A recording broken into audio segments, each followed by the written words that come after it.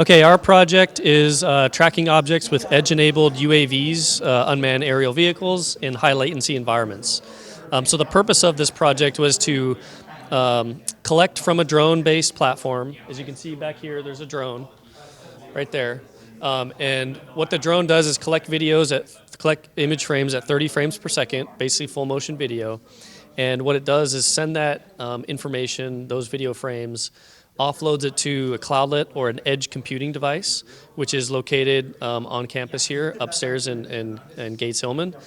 And what that does is actually perform inference against a machine learning object detection model, and then we calculate the class of the object, the current position in the form of a bounding box, X and Y coordinates, and then send that information back to the drone so that it can make actuation commands that Ciara will talk about in a second. To do a quick performance analysis, we did it with 3 frames per second to see the performance, as well as the latency, and essentially saying how long did it take for an image frame to go from the drone to the cloudlet and for the information to come back so it could change its actuation commands. We also did it with some additional latency because we know that latency is going to be the most limiting factor here in terms of overall performance. So the way that the drone actuation works is it's giving 2 types of commands. One is yaw, depending on the lateral position of the human that's in the frame, as well as a forward and backward command. So depending on where the person is, it's going to rotate and then either move towards or away from that person. For both of those actuation commands, we're using the lateral position of the object within the frame based on the center point of the bounding box, as well as the distance measured by the height and width of the bounding box. And then we're also using the history of where that object was in previous frames.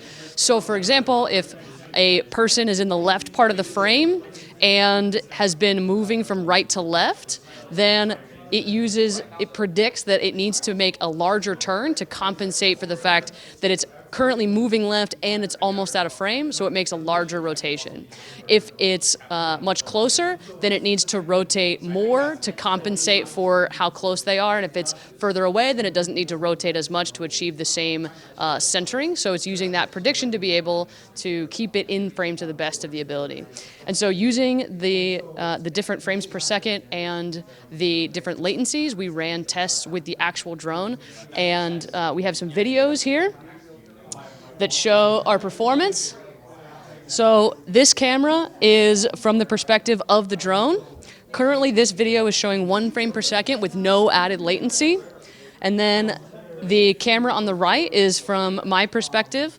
We didn't record this initial 1 frame per second with no latency test, but you can see with additional latency, so 1 frame per second and 500 milliseconds of added latency, you can see the drone here is still actuating and following Tom around. And this video you'll see will transition to that here in a second.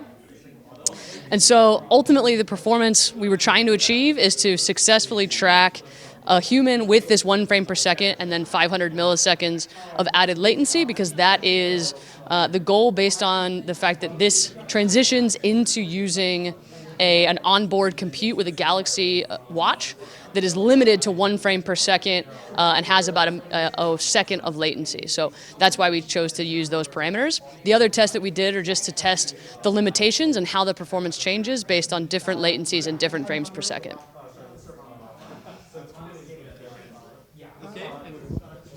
And finally, just to show a live demonstration here, we're actually, from the drone back here, we're collecting images at 30 frames per second by default. And then we're doing some basic downsampling here on the laptop. And then once we downsample to about 1 frame per second, we send that single frame to the cloudlet over 4G LTE network, back into the CMU network, where the cloudlet performs inference tracking and then sends information in the form of a bounding box, as you can see. I know it's kind of small there, back to the drone ultimately itself, as we just discussed, to actuate, turn left, right, go forward, go backwards, and so forth.